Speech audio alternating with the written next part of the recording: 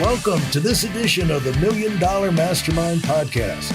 This is where we pick the brains of high achievers from all walks of life and get their hard-earned, real-world insights on winning. I'm your host, Larry Weidel. I'm here talking with Justin Breen, and this is a privilege. Justin, thanks for joining me. Larry, I was thinking about this. I was thinking about it, and I was thinking about your cousin and having a cousin who hired Bill Gates and Paul Allen, and then Bill Gates, showed up to your cousin's bedside before he died, and to have that knowledge that you grew up with someone like that, and then you go from food stamps to where you are now. It's just a really interesting journey. It's an interesting journey. So I'm guessing, you've always enjoyed figuring yourself out and then talking to other entrepreneurs who have had somewhat similar journeys. Yeah, you've dialed me in pretty well. Yeah, thanks. Yeah, my brain, most of my days talking to like ideators that are all over the place. So they're like idea. And then my brain simplifies everything into patterns. And then like, oh, here's your answer. So well, it works. Since you brought up Edward Roberts, he was probably the first one to point that out to me. He said, if somebody cannot explain it to you simply, whatever the subject is, it's a sign that they do not understand it. Less is more. Is more. In fact, he had an example on that I wish I never remember. There was some concept about the speed of a particle orbiting a planet that's orbiting another planet and how you can calibrate those things. And he said that was just the one concept I could never get until I came across this one professor. And in like 3 minutes, I understood it perfectly, And, he said that made me realize none of these other guys ever really understood the concept either.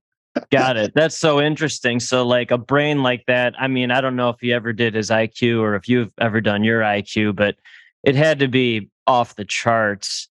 140 and above is genius. That's 1% of the population. Right. And most of the people I talk to they're at least 140, whether they know it or not. And then I'm 139. So it's like a bridge between genius and human. And then when you get too far above 140, then it's like, I'm glad I'm 139 and not like 170, because when you're there, it's like very hard, if not impossible, to communicate with humans. It doesn't go very well. Well, you see options, and the more intelligent, the more educated you are, the more options you're aware of in every situation, and that can lead to paralysis. Yes, exactly. Yeah. Where entrepreneurs are people that get excited, and what I always recommend is get excited, something you want to do your due diligence, but don't overdo your due diligence. Right. Yeah. Ask all you need is one little light through the tunnel that you hear from, somebody else made it happen. They did this, that, and the other. Say, okay. All right, I can climb out of the cave. If I'm buried in a cave somewhere, all I need is a little light coming through somewhere, and I can go to that light, And so, Justin, congratulations, man, on all that you accomplished. And, just some highlights for people. Of course, I guess your main company is BrEpic Communications, and also the BrEpic Network is that yes. your main companies right now? I have two companies, two. Yeah. And 20 years experience in the media industry, all kind of awards, top 25 publishing leaders under 35. But really interesting that the book you wrote, let's see, Epic Life. And by the way, we're going to talk about the choice of words, epic. How to build a collaborative global companies while putting your loved ones first. Yeah. And that became a Wall Street Journal, USA Today bestseller, but also, ranked number one overall on Amazon Kindle, which has just got to be an astounding achievement of all the books out there. So congratulations on your literary success. But, Thank you. you got interested early on in storytelling, writing, and journalism and communication. Where did that come from? Well, yeah. So you understand where you come from, so you know where you are and you know where you're going. A lot of folks don't understand where they come from, so they don't know where they are and they don't know where they're going. So I was reading Serial Winner today. Left a review. So I think you're up to 525 reviews now. That's good.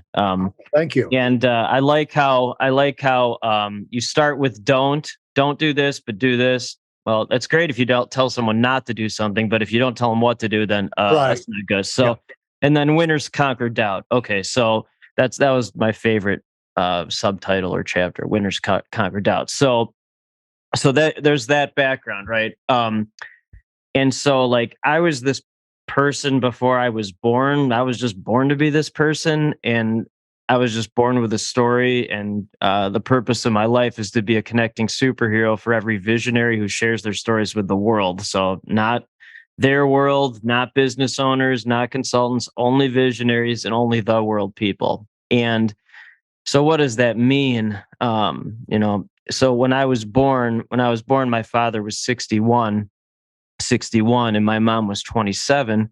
My father was born in 1916. He'd be 106 if he was alive now. He was a World War II hero, shot down multiple times in combat, many times without a parachute. Get back in the plane. Yeah, right. So that's my litmus test. Winners conquer doubt. There is no doubt in my no excuses in my family. So my dad came from nothing. I don't think there were food stamps in the early 1900s, but he was born in 1916, so Spanish flu, World War I. His parents escaped the pogroms in Russia, the Jewish pogroms, escaped slaughter. And he became an attorney in the Nuremberg trials, president of an insurance company. And he had me when he was 61. So I got all that survive and thrive. And then he gave me this wisdom and he was just happy to be alive. And he died when I was 13. So after he died, I found a diary that he had written from the Battle of the Hurtgen Forest, which was a very deadly battle towards the end of World War II. Man's Search for Meaning is #1 book ever made. My dad's diary, some of the excerpts are in the new book, BrEpic Life, but that's #2. I mean, that's the #2 book if I ever publish the whole thing. So what he survived from that most horrific, like, it's just worst day after worst day. And so, like, if ever an excuse pops into my head, like, nah, I'll go grab the diary and I read that. Okay, so that's my dad. Okay. Think about your cousin, right? Okay, so that's my dad. Okay, so then my mom, when my dad was in his late 50s, a drunk driver hit him on the highway. Drunk driver killed. Dad broke every bone in his body and survived because you figure it out. And then my mom was his nurse. So my mom was 27 when I was born.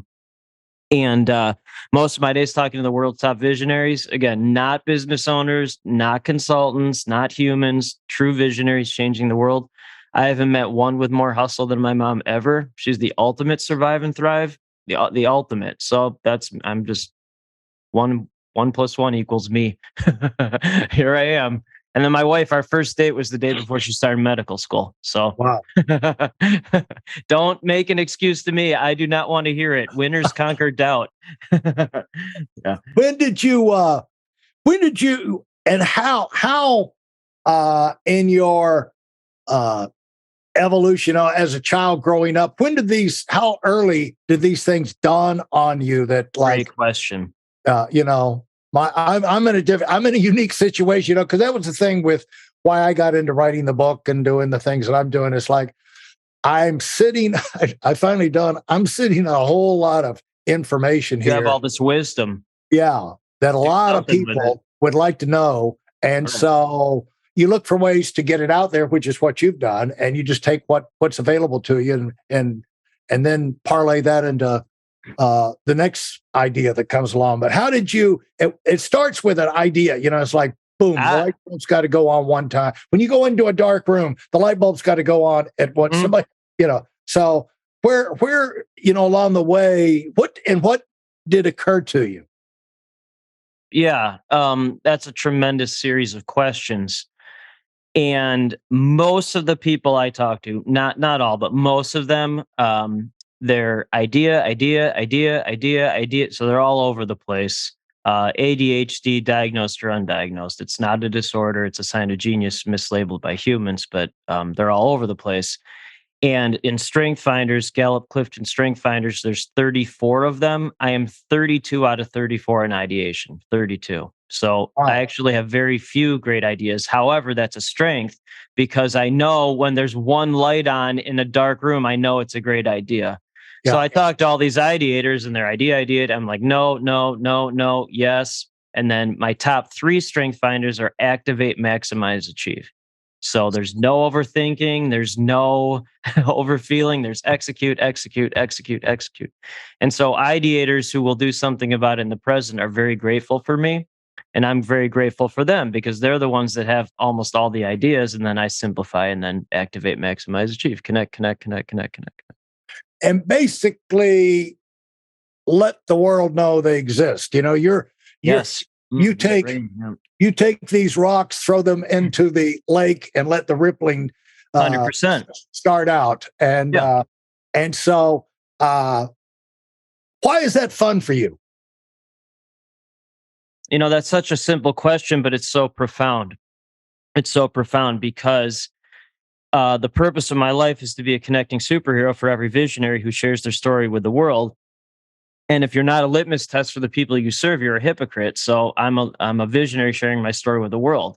So unlike ideators who have endless ideas, endless shiny objects, I have no shiny objects other than my family and then doing the purpose of my life. So I never get bored of it. I never get tired of it. And then I see my family whenever I want to. So how could anyone ever get bored with that? I don't understand. Right. I don't understand that.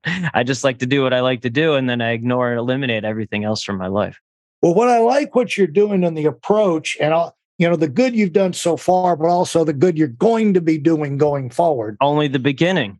And I want you, before we go on, let me just tell you something you already know. You're going to be clobbered because it's not an easy road to go out there and do positive things. No. Not in my world. I ignore that world. Ignore it. I don't even look at. I don't. No. Yeah. But so what? Okay, so I'll give you an example. So I have zero business background. I still don't know what an S corp is because I think that's funny to actively not learn what that is. I don't care about business owner stuff. Confuses me. I don't understand it. And so when you're a journalist, you don't go into it for office space, revenue, employee account. That's not why you become a journalist. It's Okay.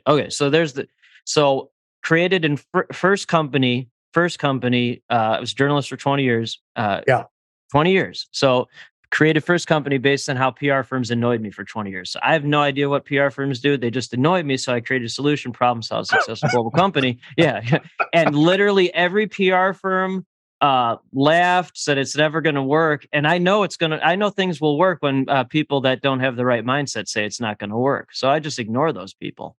Now I will say, first 42 years of my life, I'm 45 now as of this recording. First 42 years of my life, I was talking to people who had no idea what I was talking about. And so the last 3, very grateful to be in 2 of the top entrepreneur groups in the world. To land the plane, they're both $25K a year US dollars to be in. I'd easily invest $50K a year because it eliminates the people that you're talking about because they would never write a check to do that. So I finally found people who understood what I was talking about in the last 3 years, and they're just the top entrepreneurs on the planet. So people like us are usually aliens within our own family, community, and vertical. The only people that understand us are top entrepreneurs on the planet. So it's a lonely world for a while, but once you find the right people, then it becomes an endlessly abundant world. Yeah. Yeah. And why and what I was going to encourage you, it seems like you don't need, but that is to trust your own instincts because 100%. This is how you can't become great. Winners conquer doubt. That's what I'm saying. All of the parts of your book that were great. I just simplified. Winners conquer doubt. That's it. Yeah. And then one of the chapters of the new book is high achievers don't like mediocre people, and mediocre people don't like high achievers. I mean, so I just hang out with high achievers. Yeah. And the reward endless for me doing this podcast and you doing what you're doing is constant interaction and introductions, right? People that the media discards, dismisses. I never watch the media. I'm a journalist. I never watch the news ever. Never. Yeah. And explain that or elaborate on that. Oh, yeah. So again, people like us are usually aliens within our own family, community, and vertical. So we'll focus on vertical, in this case, journalism. So for 20 years, I was an entrepreneur who happened to be a journalist, an entrepreneur who happened to be a journalist. So never understood negative news, never understood if it bleeds, it leads, never understood political stuff. There's one vertical that our companies only partner with the 0.1% of the population, so 8 million out of 8 billion. There's only one vertical we totally ignore, and that's politics, because it's the opposite of visionary abundance investment mindset. So it doesn't. And then entrepreneurs they'll get stuff done no matter who's in charge. That doesn't matter. And so being an entrepreneur who happened to be a journalist for 20 years, wrote about and connected cool people changing the world. So there was never anything negative. And so I didn't know what journalists who were journalists were complaining about, and they had no idea who I was talking to or why I was writing about them. And so there's been no deviation at all in terms of what PR firm does than what I did as an entrepreneur who happened to be a journalist. It's connecting cool people who are changing the world. And my brain simplifies everything into patterns. I don't know why it does that, but it does. And I talk to ideators that are all over the place, and I'm like, oh, that's bad idea, good idea, simplify pattern. And so shows like these are replacing mainstream media in terms of relevance and importance for 3 reasons, because I turn everything into a pattern. So 1, the host is an entrepreneur, and you'll understand all of these very quickly. The host is not a journalist; they're an entrepreneur, so they're coming from a place of abundance, not scarcity. So a journalist who's a journalist would never think and or ask anything that you're thinking and or asking right now. Okay, so 2, you can do a deep dive on someone, 30 minutes, 45 minutes, an hour. So it's not a drive-by interview like on radio or TV where you never really get to know anybody. That's great for the mainstream masses, but not for people. Right. Okay. So 3, most important that I've seen, again, because I'm a litmus test for the people I serve. The audience might not be as large quantity-wise, but it's a far more qualified audience. So if a regular human is still listening to this show right now, I would be absolutely flabbergasted. But a high-level entrepreneur will listen. So to simplify those patterns into further simplification, shows like these are transformational and transactional platforms for entrepreneurs. That's what they are. Thanks for listening to the Million Dollar Mastermind. If you felt there were any valuable takeaways from this episode, please take a minute and leave us a 5-star review. Your feedback is important and really helps us get the word out to a wider audience. Remember, we have a valuable webinar that is absolutely free. Register for it right now at weidelonwinning.com. Thanks for listening.